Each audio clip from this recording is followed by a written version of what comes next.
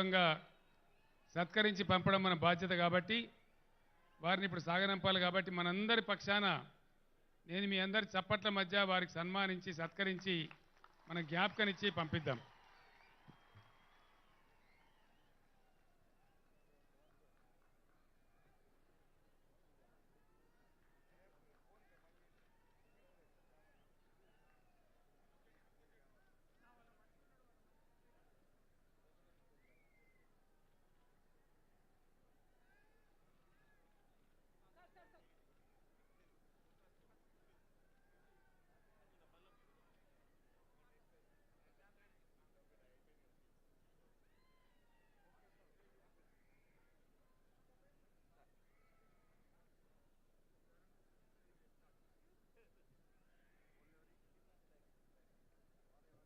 ఇప్పుడు మనము ఎర్ర జెండా నాయకుల ఉపన్యాసం విన్నాం.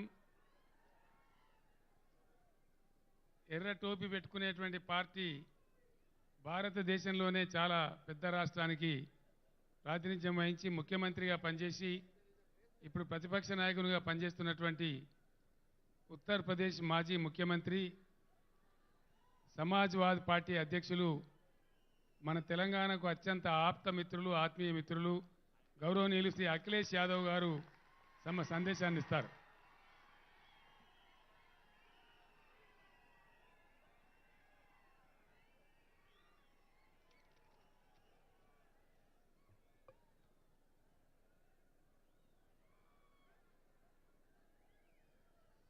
हमारे साथ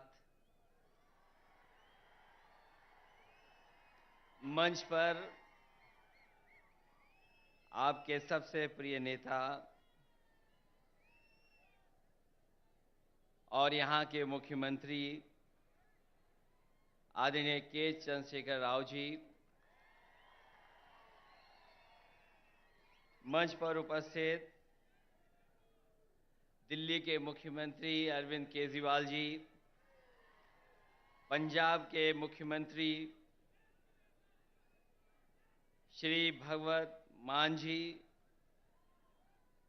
सीपीआई के जनरल सेक्रेटरी आदरणीय डी राजा जी और मंच पर उपस्थित सभी बीआरएस पार्टी के सभी वरिष्ठ नेता, यहाँ पर इस सभा में उपस्थित बीआरएस पार्टी के संगठन के सभी पदाधिकारी, मिनिस्टर्स, सांसद, विधायक, सभी नेता और बड़ी संख्या में जहां तक मैं देख सकता हूं मुझे लोग ही लोग दिखाई दे रहे हैं, सर दिखाई दे रहे हैं। मैं अगर बाईं तरफ देखता हूं मुझे लोग ही लोग दिखाई दे रहे हैं, सर दिख रहे हैं। दाईं तरफ देखता हूं तो सर दिखाई दे रहे हैं और मैं जब सामने देखता हूं जहां तक देख सकता हूं वहां तक मुझे लोग दिखाई दे रहे हैं।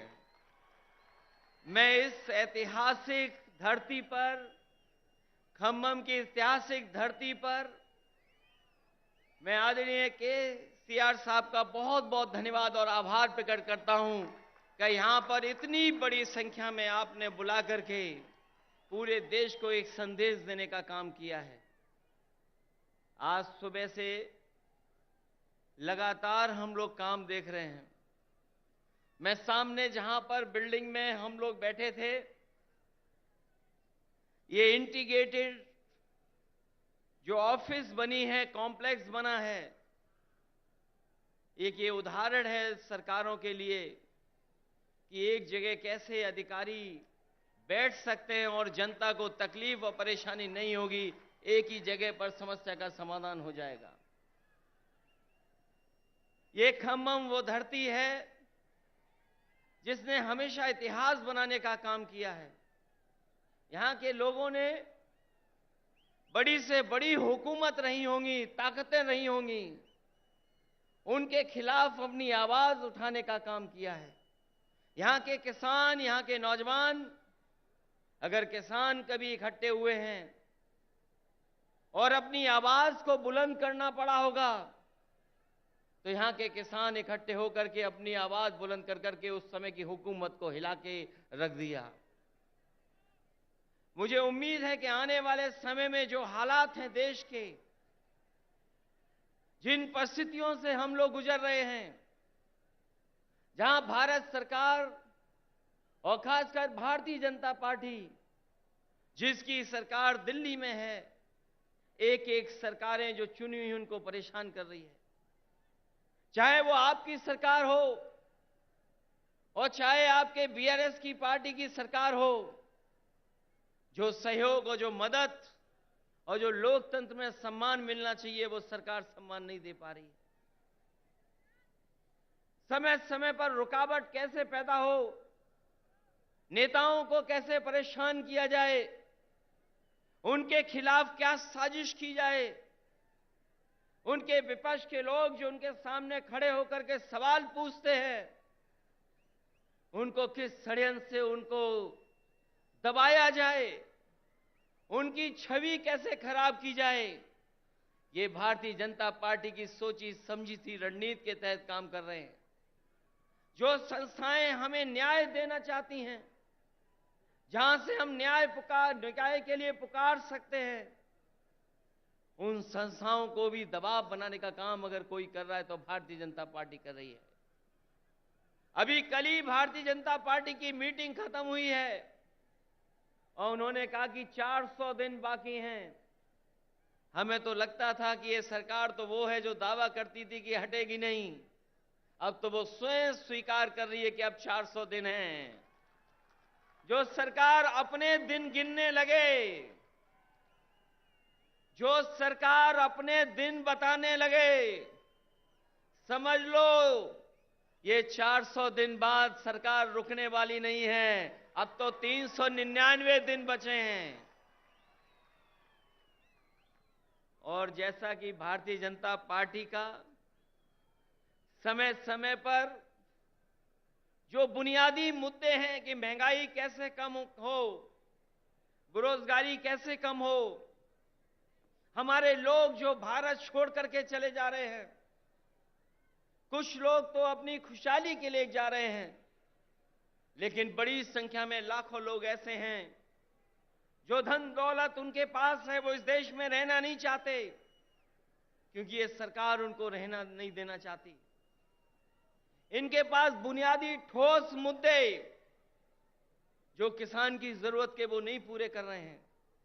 आपको सबको याद होगा, यही बीजेपी के लोगों ने कहा कि हम किसानों की आय 2022 तक दोगुनी कर देंगे, किसान की आमदनी दुगनी हो जाएगी।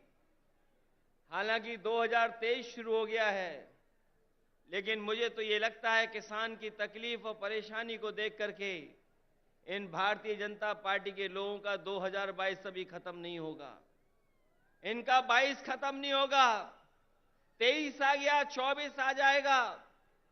लेकिन भारतीय जनता पार्टी ने जो वादा किया था कि 22 तक हम किसानों की आय दोगुनी कर देंगे, वो अभी दोगुनी नहीं हुई है। हमारा किसान तकलीफ और परेशानी में है, उसको वादा तो कर रहे हैं, लेकिन जो बुनियादी उसे मदद मिलनी चाहिए वो मदद नहीं मिल पा रही है।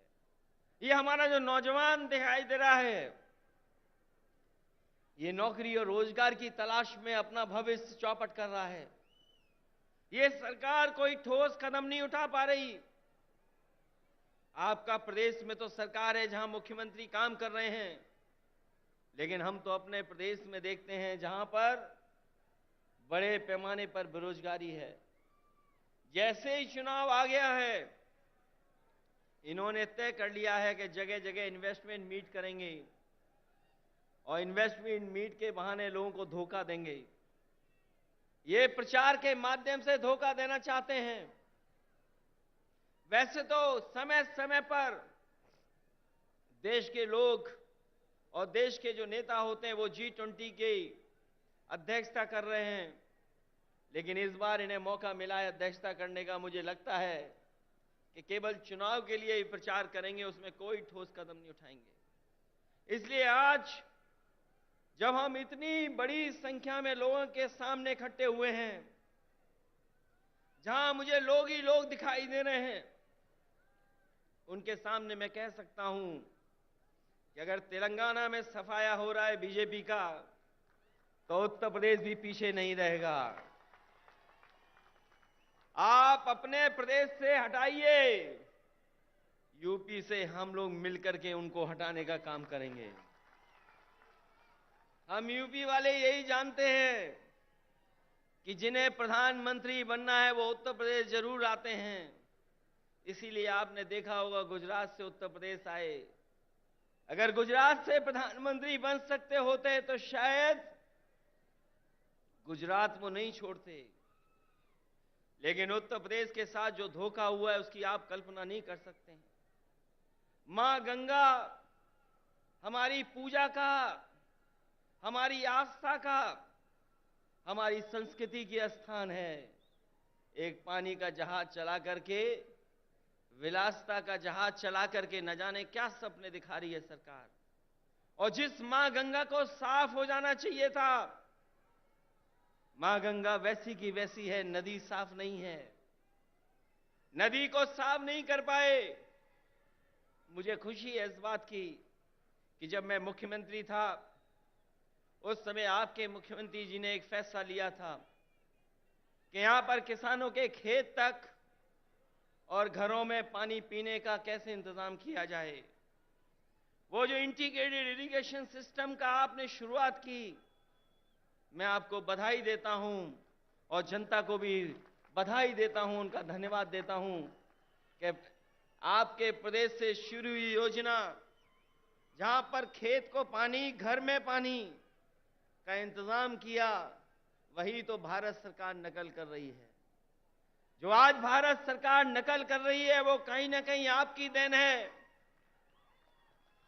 जिस सरकार ने एक उदाहरण पेश किया हो, और न केवल इरिगेशन में और भी क्षेत्रों में, मैं ऐसे सरकार के लोगों को बधाई देता हूं और खासकर मुख्यमंत्री जी को बधाई देता हूं।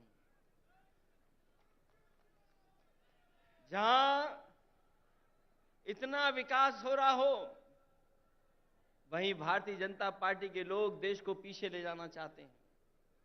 उनके मुद्दे, उनके फैसले हमें और आपको पीछे ले जा रहे हैं।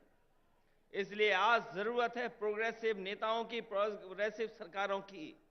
और मुझे उम्मीद है कि जिस तरीके से भारतीय जनता पार्टी ने देश को पीछे कर दिया है हर चीज में, हम सब मिलकर के जो मंच पर बैठे हैं और प्रदेशों में भी हैं, जो साथ मिलकर के काम करेंगे तो देश को एक नई सरकार भी और नए तरह का एक प्रोग्रेसिव एजेंडा देकर के देश को आगे ले जाने का काम करेंगे। मैं एक बार फिर बधाई देता हूं कि आपने जितना प्रचार करना चाहिए था, आपने भगवान विष्णु, उनके अवतार भगवान नरसिम्हा जी का जो मंदिर का निर्माण कराया, मैं आपको बधाई देता हूं। आपने काम ज्यादा किया, प्रचार कम किया। लेकिन कुछ लोग तो ऐसे हैं जो काम कम प्रचार ज्यादा करते हैं।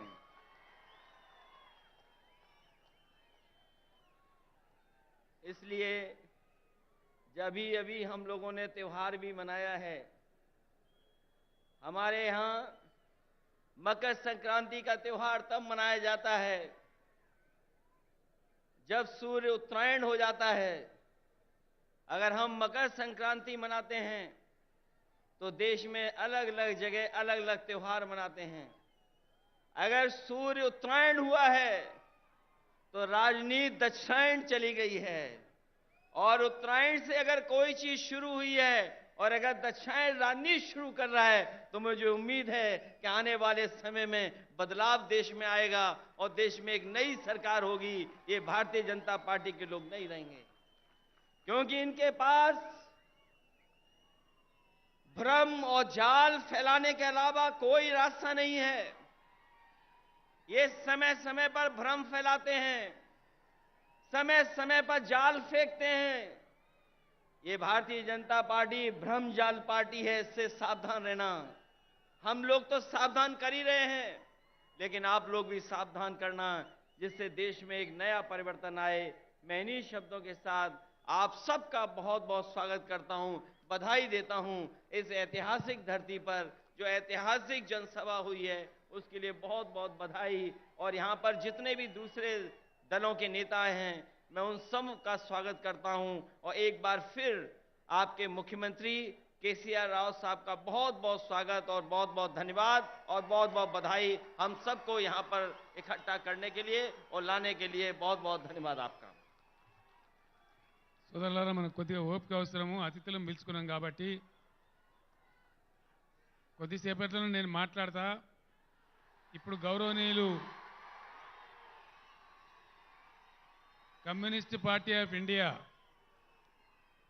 ఎవరైతే తెలంగాణ రాష్ట్రం ఏర్పాటు కావడానికి నేను ఢిల్లీలో ఎక్కే గుమ్మం దిగే గుమ్మం అన్నట్టుగా పార్టీ ఆఫీసుల చుట్టూ తిరుగుతుంటే మన బాధ చూడలేక రాజా గారు, డి రాజా గారు ఢిల్లీలో సిపిఐ కార్యాలయం నేను ఎప్పుడు వెళ్ళినా చంద్రశేఖరరావు గారు మీ టైం వస్తుందండి, మీరు భయపడకండి, మీ కోరిక నెరవేరుతుందండి అని కౌగిలించుకొని మరీ ప్రేమతో చెప్పేవారు. వారు అప్పుడు సెక్రటరీ కింద మెయిన్ సెక్రటరీ